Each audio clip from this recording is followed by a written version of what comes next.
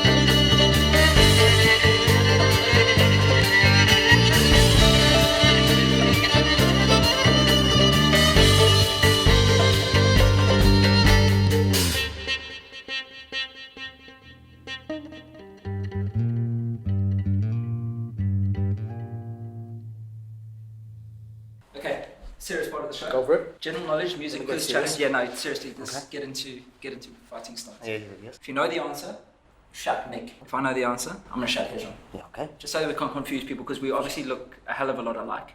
Are you ready? I'm ready. Ready. So if you know the answer, what do you do? Nick. Yeah. Question 1. Which extremely famous musician passed away recently? Hezron, could it be Prince? Question 2. Who is going to be fronting AC/DC? Axl Rose, Nick.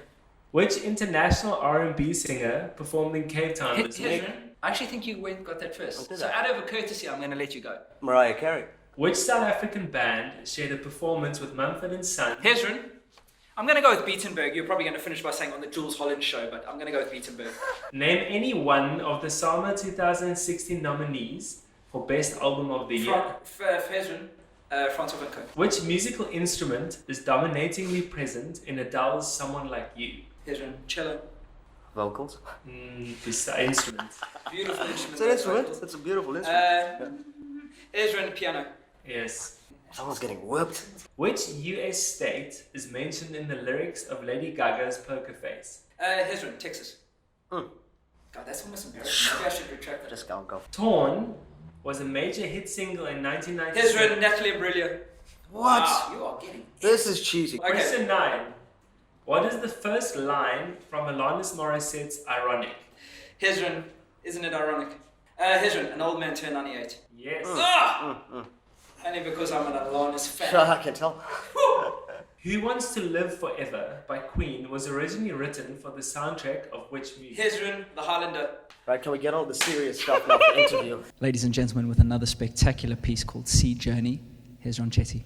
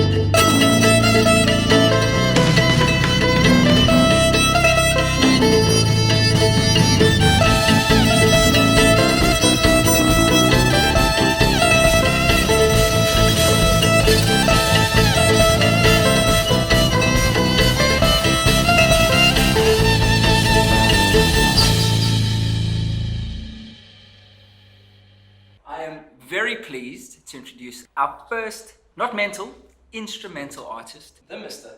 Hezron Chetty. How's it going? How more difficult do you have to work in order to capture the attention of people watching you without having the influence on vocals? Well, it's actually quite easy. It's unusual to see, so I don't have to do too much because people are kind of watching me on stage. So instead of the vocalist standing in one place or jumping around and doing this, I'm doing it with the violin, so that immediately catches people's attention. It's trying to get the promoters to get it and the people on the outside to be like, okay, book me up. What do you do? What do you sing? What's it? No, I play the violin. That's the tricky part. How do you go about selling yourself, for want of a better word? I don't know how I sell it such a way. I sound like a prostitute. Yeah. Basically, advertise it as much as possible, get it out there, and try and show them visually. So my package includes something that's visual, so I show them that first, and I'm like, here's what it looks like. Then I'm like, here's what it sounds like, because it catches people's attention. I find that's the best way for me to do it. Advertising it is showing them what I do first, instead of just picking up the phone and being like, hey, would you mind booking me up for a gig? Would you mind checking this out? I play the violin, blah, blah, blah. That just bores people. But I'm like, hey, here's this video. I'll call you tomorrow. Nowadays, social media is vitally important to commercial success. Yeah, definitely. So how does social media play a role in what you do? I actually focus more on people. I don't go buying likes, if that's if it's one way of explaining it. I don't go buying likes and doing all this. I focus on when someone likes my page, then I'm like, hey, check this out, and then I engage them in conversation, each and every person for now. I believe more in the individual than just the whole social media thing. So if someone likes the music and they're like, hey, I like the music, it sounds awesome, I'm like, what's up? And I open a line of conversation, get to know them, and tell them this is what I do, this is how I do it. And I find my likes grow more by having personal interaction with people than just, hey, this is a gig I did today, here's me having coffee with this dude, hey, here's the gig, the backstage, here's me putting in a plug, a lead in my cable, here's me sound check, here's this whole, I don't do that, you know what I mean? I'm just more real when it comes to stuff like that. Now, you're more than just a violin player. And when I say more than just a violin player, guys, I know automatically in your head you have this vision of a boring, bland person standing in a suit with a tie on and then in a white room playing a classical piece of music. You've taken a classic instrument, you've heightened technology, I mean, you've thrown in loop stations. Yeah. What was the benefit of you taking something classical like a violin and incorporating technology and loop stations? It was a gradual progression because I was playing with all these amazing bands, traveling the world and doing this and whatnot, and I was always writing songs. But it's difficult on the violin, obviously, to express something. It's not a guitar, so like dudes can't understand. Like when you tell them, here's a chord progression, they're like, what is this? You know, I can't understand what you're doing. And then I got my hands on a Roland RC300, and that was a game changer. I was able to create loops, orchestral arrangements, massive. It's like 99 tracks on each channel. So I could have like 120-piece orchestra at minimum if I wanted to, and then create it all by myself and then improvise on top of it. Let's talk, for want of a better word, commercial mainstream success. How important is it for you, or as a goal, to kind of break into that mainstream acceptance? I'm not actually going for the mainstream. I'm just trying to play to as many people as possible. There's possibly a new single coming out with a video, Yeah. but there's something interesting about that video that you were telling me. Do you Yeah. just want to elaborate a bit more on that? I did the first video with Mucci Films, and it was a collaboration with the director Alfonso Frank. It was my first music video and album, and it was his first music video and solo project. There's also an artist involved that's done the artwork, so it's a complete collaboration. And with all my releases, I've got 5 releases, I want to use the same team, and we want to create something like an art form, collaborated together, so that people can see the transition from each of the phases, the versatility of the instrument, the versatility of the art, the versatility of the direction. And this next video is completely different from that one. The next video and the next release after that's going to be different, because I want to prove the violin is a versatile instrument, and I'm slowly doing that. All right, Hezron, listen, it's been an absolute pleasure having you on the show. Thanks so much, man.